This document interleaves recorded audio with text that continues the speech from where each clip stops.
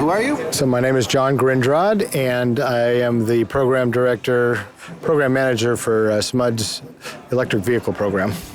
Okay, so yeah, you're right here at the entrance of the Sacramento Auto Show, and it's in a big exposition center, and people are lined up to drive BMWs, Nissan, Teslas, Hyundais, and a couple other electric vehicles. And how long have you been doing this? This is our 5th year doing all-electric vehicle ride and drive here at the Sacramento Auto Show. We do 6 of these a year. Most of them are smaller scale events. What's the main purpose of having this here for people to drive the electric cars? Well, it's really kind of an educational experience, and that's what we're trying to do, is just educate our customers on the benefits and the day-to-day realities of driving an electric vehicle. So we have a variety of cars here that people can come and test a few different vehicles out. Helps dispel some of the lingering myths about electric vehicles, like, oh, they're slow or sluggish, or they're just basic vehicles. They're like golf carts, that kind of thing. When you get behind the wheel, what you find is that they're powerful, they are quick, right off the line. They're beautiful vehicles that have everything else that any car has. They're quiet, and then we talk also about other things that people might not think about, like the fact that they're very low cost to maintain. They don't have oil changes, the brakes last a lot longer because of the way the cars are built, and they're also tend to be less to insure. And maybe one of the biggest things is... Oh, really? It's less to insure them here? They typically are lower cost to insure. That's not a universal rule, but that tends to be the case. Is there any difference between owning a electric car in California than it would be other places in the country, like on the East Coast or anywhere else? A couple things. The cost of electricity, of course, varies from region to region, from electric company to electric company. But that's one of the differences, because, so for instance, we tell people with SMUD's rates, if you charge in our off-peak time, it's like paying less than $1 a gallon for gas. So if you're in another utility that has higher electricity prices, that's a difference. But maybe more to the point here is that in cold regions, that does have an impact on the battery, and it'll probably reduce the charge that a vehicle will take during those really cold months by 10 to 20%. Oh, really? So, okay. And is that because of the temperature of the battery, or? Well, and this, again, varies by vehicle, but it's the ambient temperature. Batteries just don't work as well when it's really cold. They still work, and it'll still get you around and stuff, but that's something that you would have to know. Then come the spring and the summer, then you get that right back. It doesn't damage the batteries. It's just batteries don't work as well when they're really cold.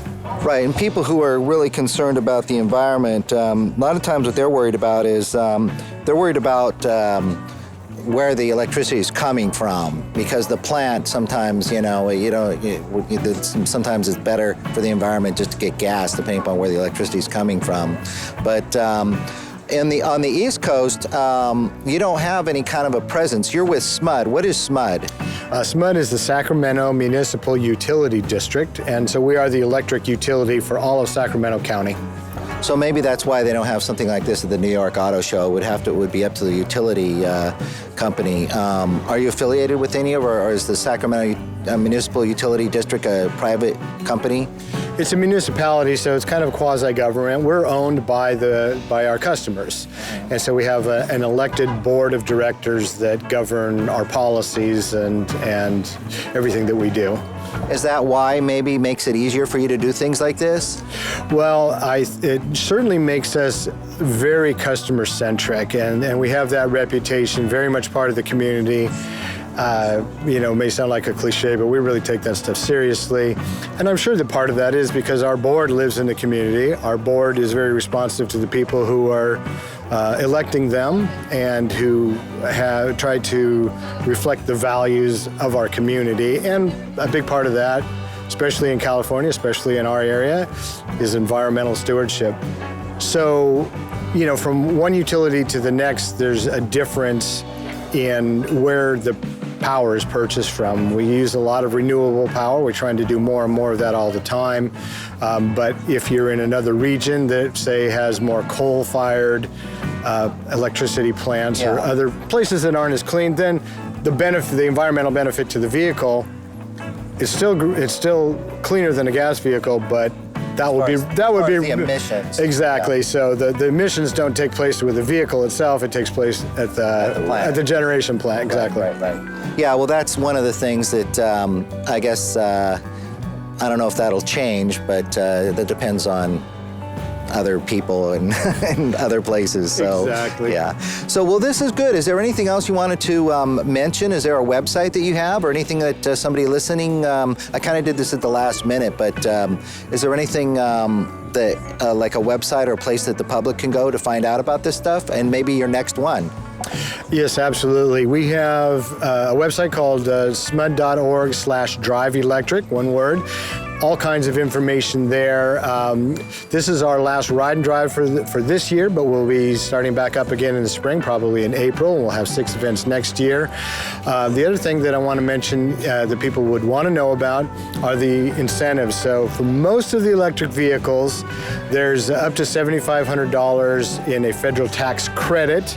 That doesn't apply anymore to GM or to Tesla. They have lower amounts, which will expire later this year or next year. And then there's also a $2,500 California rebate, up to $2,500 on all electric vehicles. And SMUD has an EV incentive we call charge free for 2 years. It's $599 cash, or a level 2 charger. It's a high power 240 volt EV charger that SMUD customers can get when they purchase or lease a new plug-in electric vehicle. So lots of incentives to really bring the cost down.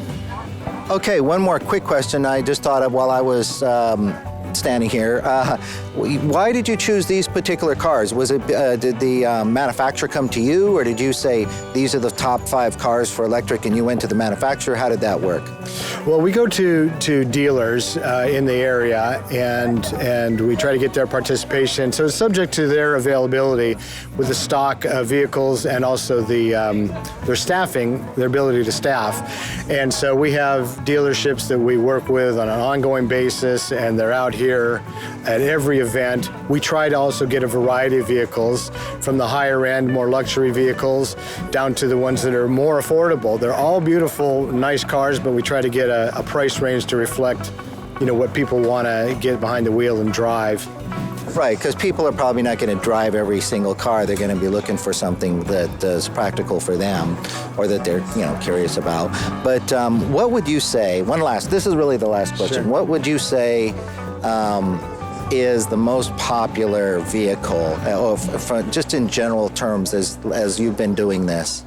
Yeah, Tesla. No price. Tesla. Tesla for sure, and it's just Teslas have done a lot of work in the electric vehicle space. They really, some people would credit them with really making the electric vehicle market what it is now. They have the majority of the electric vehicles out there, and they're just popular cars because they're beautiful, they're powerful, all the things that we've been saying, and people want to come and see those. BMW i3 is also very popular as well. And so even though people might necessarily buy one of those vehicles, they like to get in and experience it, and it gives you that sense, that feel of what an electric vehicle is. And so even if you go with something that's maybe less expensive, it's still, you get the experience of driving one of those other vehicles.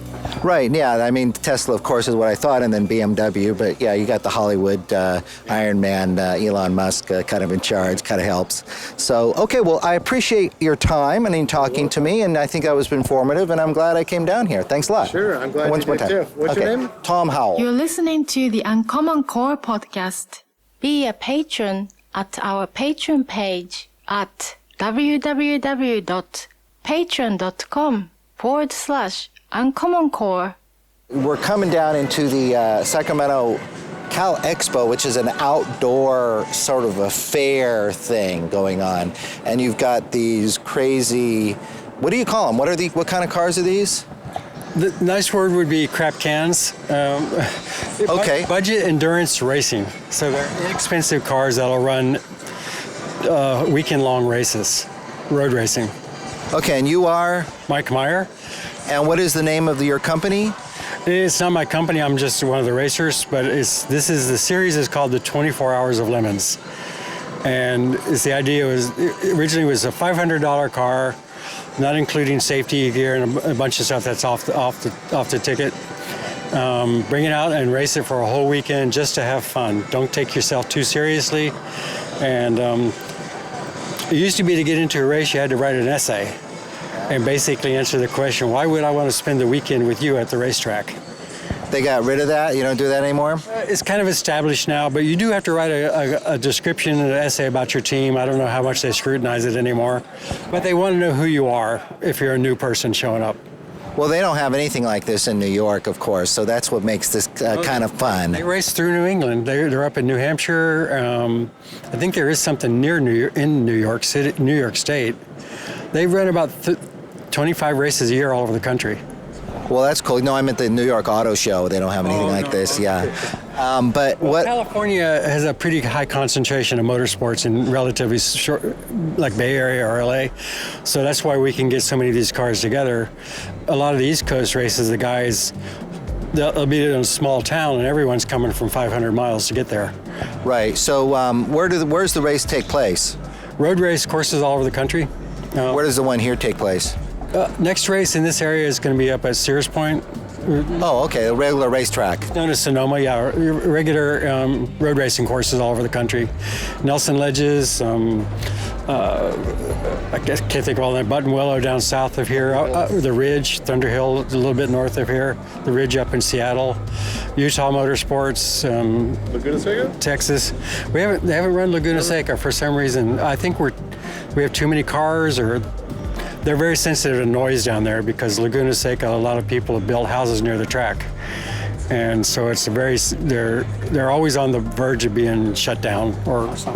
Right. So there's not too many people here, actually, just a few of us, but you're standing here next to us, and you said you were an enthusiast or what? I've gone on a track that he's raced on before for a track day in my little Subaru.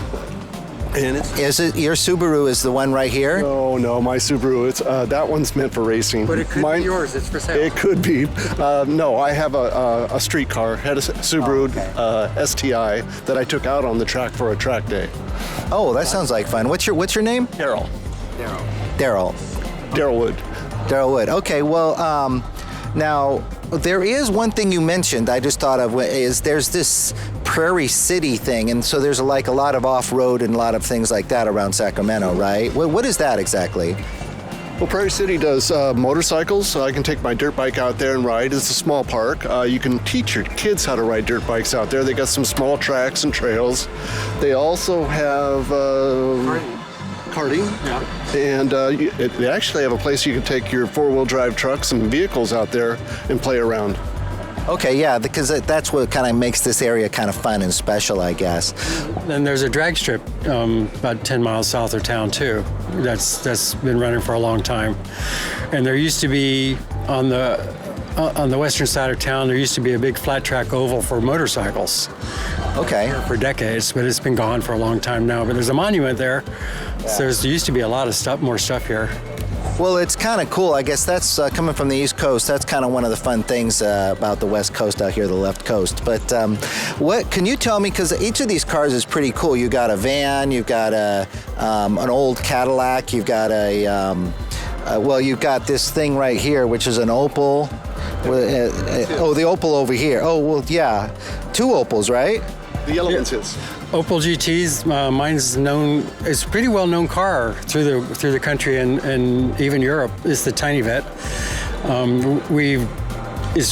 It's yellow, painted with Rust-Oleum paint, and decorated or delivery is to represent the Corvettes that race at Le Mans. So this is the little GT that races in Lemons, who thinks if he drives real hard and they'll let him race with the big boys at Le Mans. Oh, really? That's the little joke. Every team has a theme and a joke. Sometimes they'll show up in costume, like this Belvedere here is a Faster Farms. Out here there's a company called Foster Farms for chickens, and they used to have an ad campaign where these two imposters were driving around in this model car around the country, stopping and getting junk food, but talking about how they could become a healthy Foster Farms chicken. And these guys show up as Faster Farms, and when they first race, they showed up in chicken, head to tail chicken suits, chomping cigar and drinking whiskey. So very unhealthy chickens. Okay, that sounds cool. Yeah, the car is. What kind of car is this? This one that's the Faster Farms. A Belvedere. I think in mid 70s Belvedere. Yeah, it says 1966 Plymouth Belvedere on the front here, and it's got a Raiders tag, and it's just basically a piece of junk that's been pumped up with a lot of druggy paraphernalia and fuel-infused fun, I guess. Well, when you see the car, your first impression might be these guys are the redneckiest of the rednecks on crack.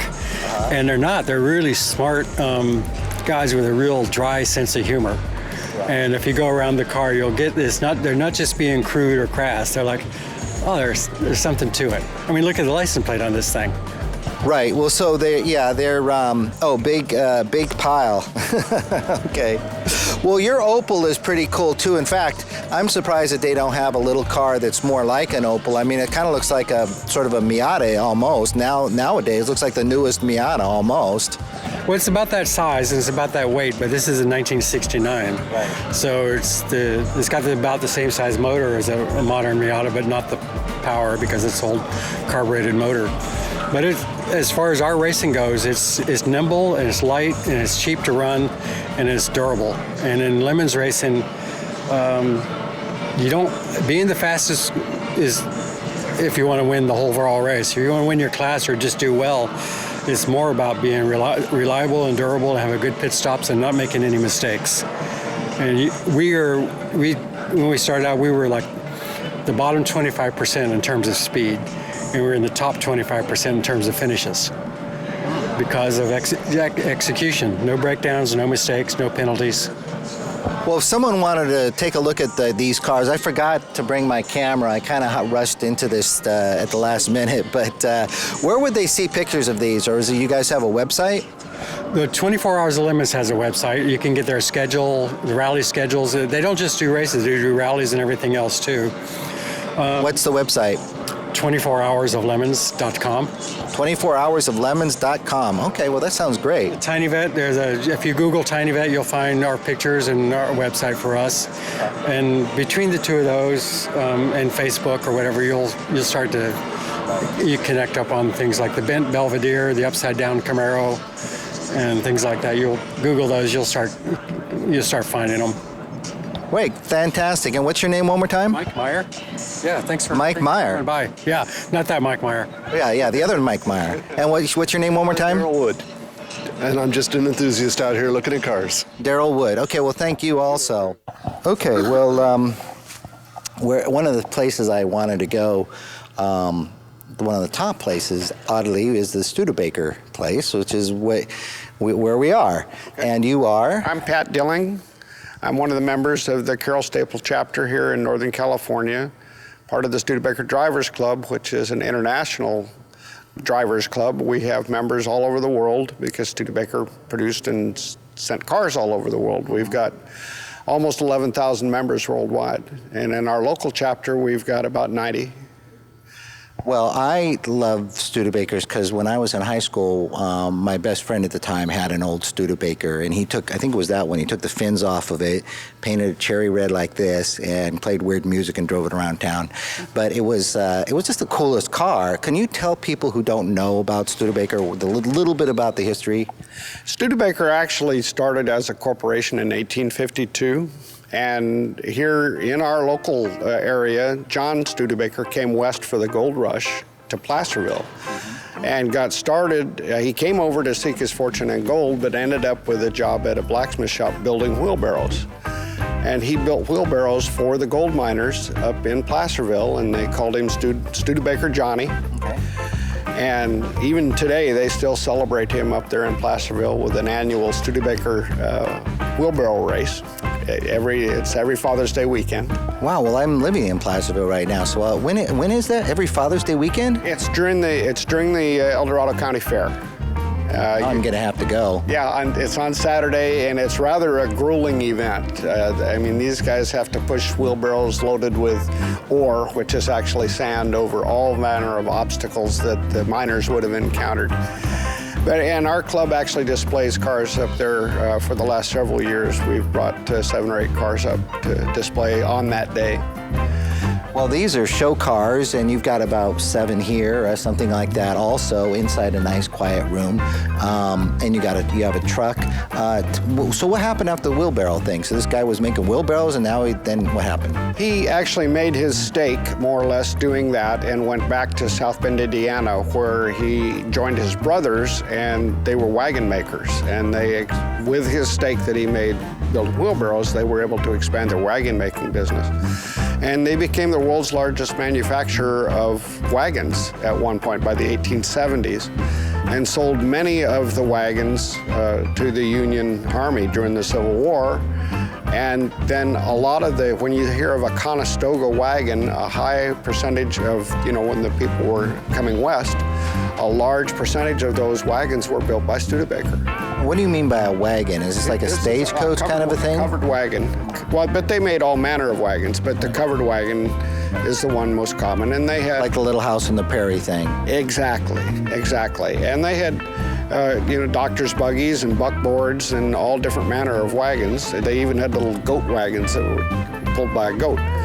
And then in the early 1900s, they made the transition to automobiles, and some of their first cars were actually electric. Oh.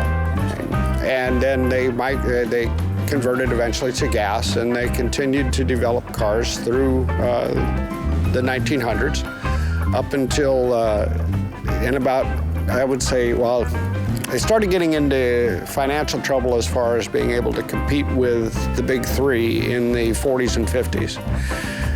They had the claim of being the first with a post-war car, a modern or a newer post-war car, with 1946 after World War II, and continued. But when the big 3 could do their car wars, price wars, right, the smaller organizations like Studebaker and Packard and Hudson and Nash had trouble competing, and Studebaker merged with Packard during the 50s.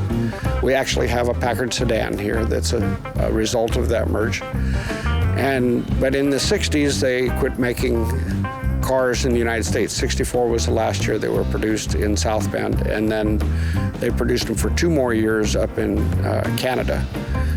And after 1966, they ceased automotive production, although the Studebaker Corporation continued, and they made other products. They made, I think, a lot of different electronic stuff.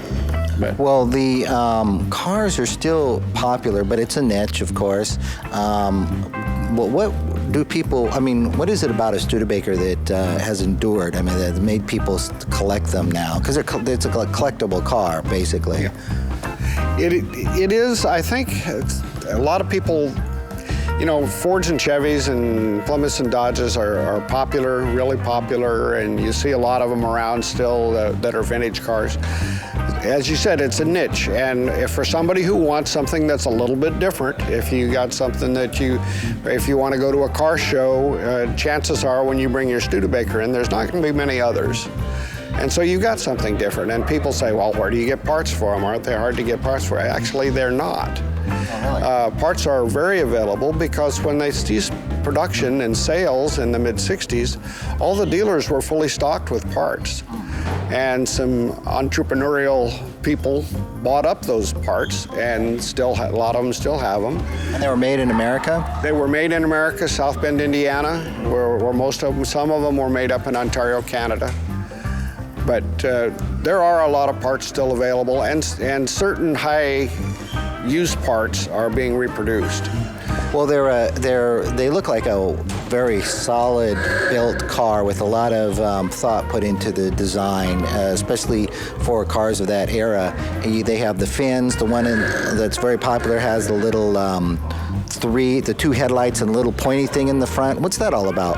Well, after World War II, please close that car door. Do not touch the cars. I'm sorry. That's okay.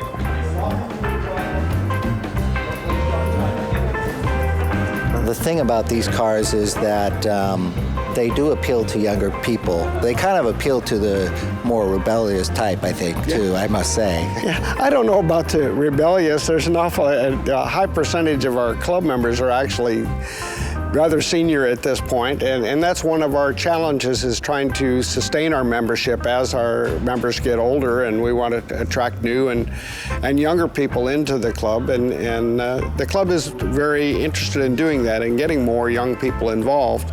And you'll see the migration of some people want to keep them all original, just as Studebaker built them. Others are quite satisfied to modernize them so that they can be used and driven on a regular basis. Well, you got you got some of the classic models here. Like I said, you have the one with the little 3-point. What's the thing in the top called? We'll call it that. That's a bullet nose, and we were talking about that just a second ago. After the World War, Studebaker, along with others, had aircraft influence in their automotive design. If you look at that 50 right there, 1950 model, it's a Starlight Coupe with that. The passenger compartment looks very much like an airplane cockpit. And then the bullet nose on the front of it looks like was it not a P-51, the one of them that had the bomber? No, it had the twin fuselage. Oh, right, yeah, okay, that has that influence on it.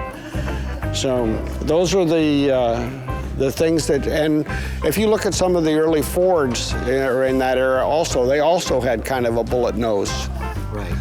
The aerodynamic thing was basically a sales point, though. I mean, wasn't it really? Actually, I mean, these things, they said they were for stability, the wings in the back, yeah. But I don't know. If you look at the green one over there, that's the 53. It was designed by Raymond Loewy and his engineering team. A fellow named Bob Bork, or Robert Bork, is credited for most of the design. It is extremely aerodynamic, and it's a sweetheart at Bonneville even today. There are cars with that design. It's got a very low drag coefficient, and they use it for land speed records. A lot of them, that's where a lot of them ended up. And what model was that? In the 53 and 54 model, the coupes.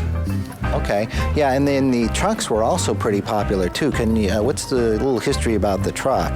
Well, the trucks, there were earlier trucks before World War II.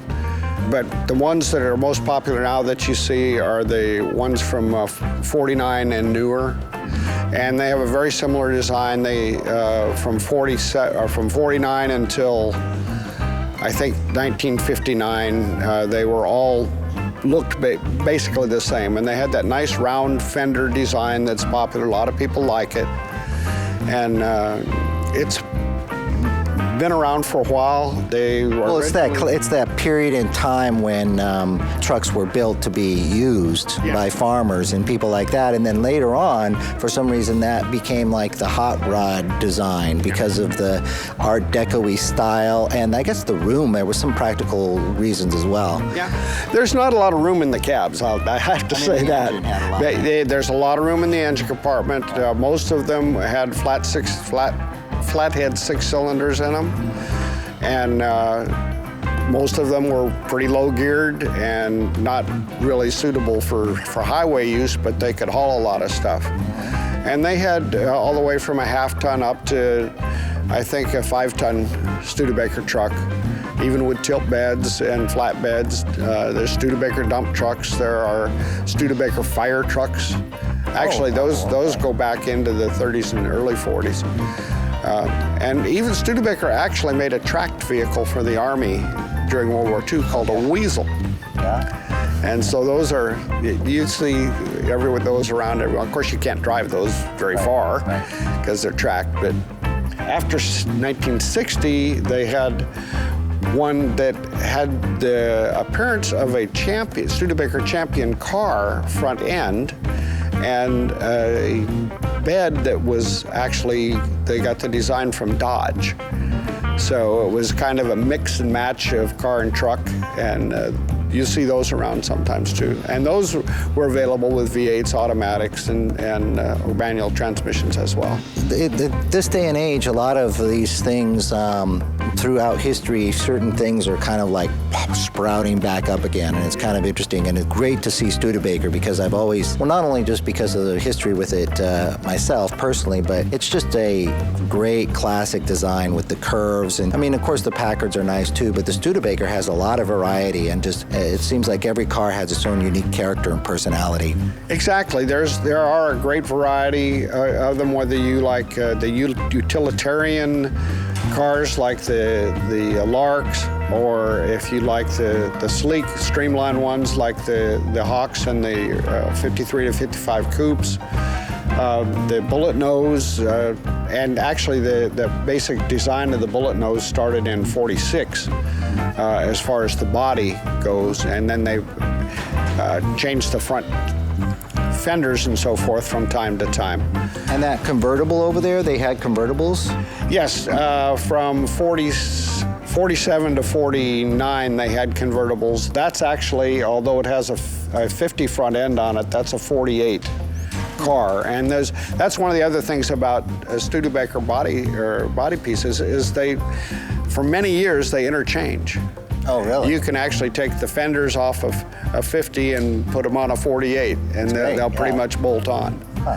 And that was part of their, because they were a small maker, a small manufacturer, they didn't like to have to retool a whole lot from one year to the next. It became practical for people. Yeah. So they made a lot of the stuff like the body shell of the 53 and the 56 over there, and the Hawk up here too. That's all the same basic body shell, but the fenders and the quarter panels are different.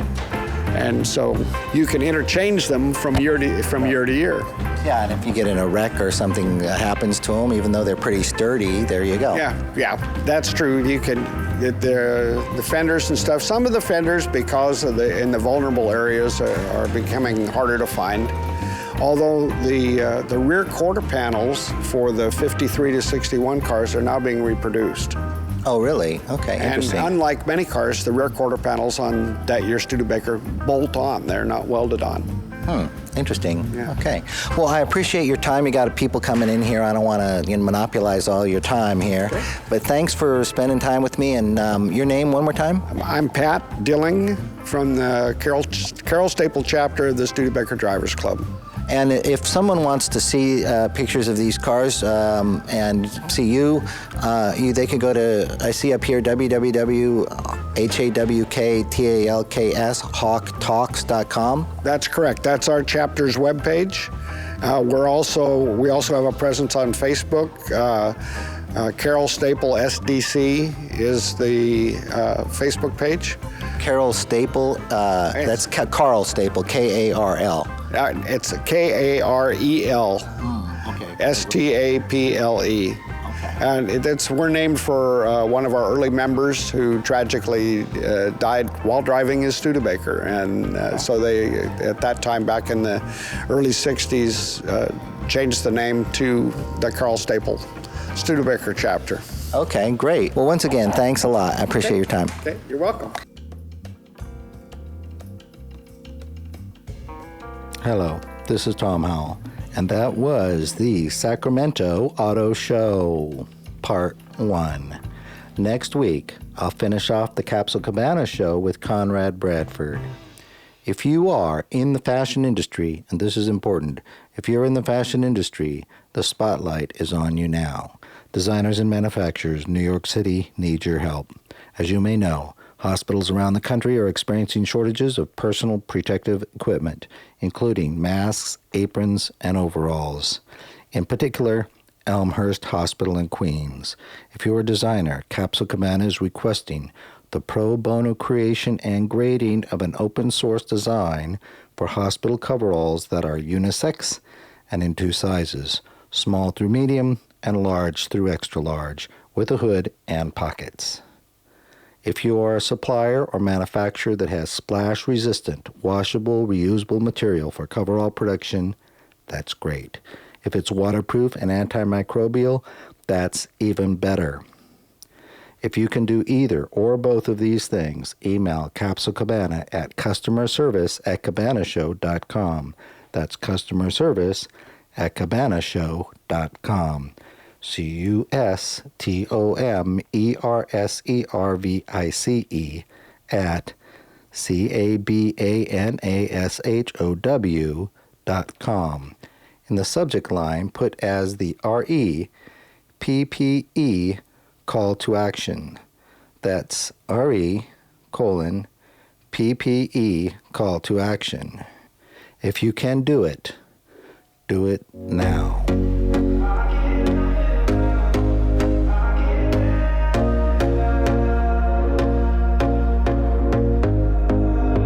Here we go again. Trying hard, but you wanna be my friend.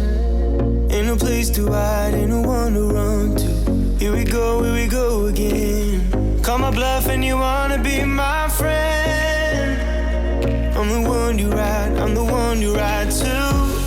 If you don't wanna change, ain't no place to hide, ain't no one to run to.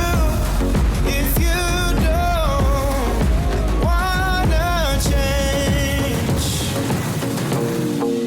I can help you out, I can help you out, I can help you out, I can help you out, I can help you out, I can help you out. Here we go again. Time is up and I'm calling up my friends. Ain't no wonder why, ain't no one to ride to. Here we go again. Call me up and you wanna be my friend. I'm the one you ride, I'm the one you ride to. If you don't wanna change, ain't no place to hide, ain't no one to run to. If you don't wanna change, I can help you out, I can help you out, I can help you out, I can help you out, I can help you out, I can help you out, I can help you out, I can help you out, I can help you out. Look, if you don't wanna change, ain't no place to hide, ain't no one to run to. If you don't wanna change, I can help you out, I can help you out, I can help you out, I can help you out, I can help you out, I can help you out.